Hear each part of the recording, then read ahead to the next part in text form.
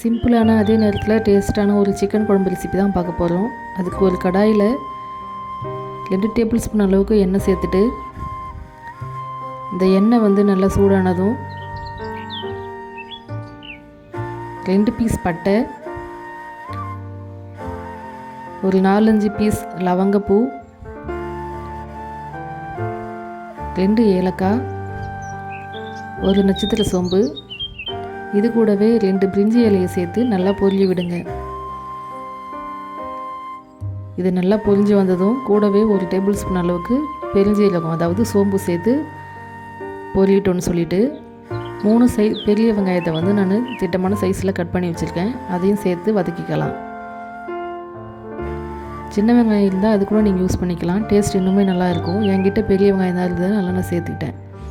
இப்போ இது கூட 1 டேபிள் ஸ்பூன் அளவுக்கு உப்பு சேர்த்து நல்லா வதக்கிவோங்க. ஒரு 5 நிமிஷத்துக்கு வெங்காயம் வந்து நல்லா வதங்கட்டும்.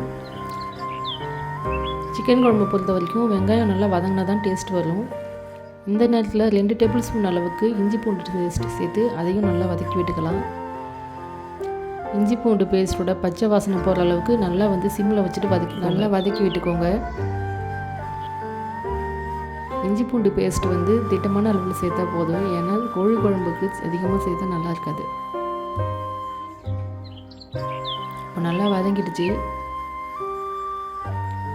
இந்த ஸ்டேஜில் நம்ம கட் பண்ணி வச்சுருக்க தக்காளி வந்து சேர்த்துக்கலாம். நான் வந்து ஒரு 3 மீடியம் சைஸ் தக்காளியை எடுத்து திட்டமான சைஸில் கட் பண்ணி வச்சுருக்கேன். அதையும் சேர்த்து நல்லா வந்து வதக்கி விட்டுக்கோங்க. ஒரு 5 நிமிஷம் வந்து நல்லா இந்த தக்காளி வதங்கி நல்லா குழஞ்சி வரட்டும்.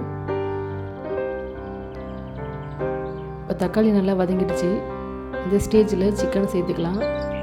நான் ஒரு 1 கிலோ அளவுக்கு சிக்கன் எடுத்து நல்லா கழுவி வச்சுருக்கேன். இப்போ அதையும் இது கூட சேர்த்து நல்லா கலரி விட்டுக்கலாம். நான் செய்கிற அளவு வந்து ஒரு 6 பேர் வந்து சாப்பிட்றதுக்கு ரொம்ப கரெக்டாகவே இருக்கும்.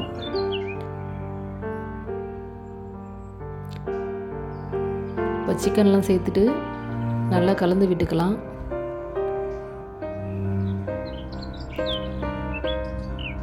ஒரு 5 நிமிஷம் வந்து இதை கலந்து விட்டால் போதும். சிக்கன்லேருந்து தண்ணி பிரிஞ்சு வந்துடுச்சு பாருங்கள்.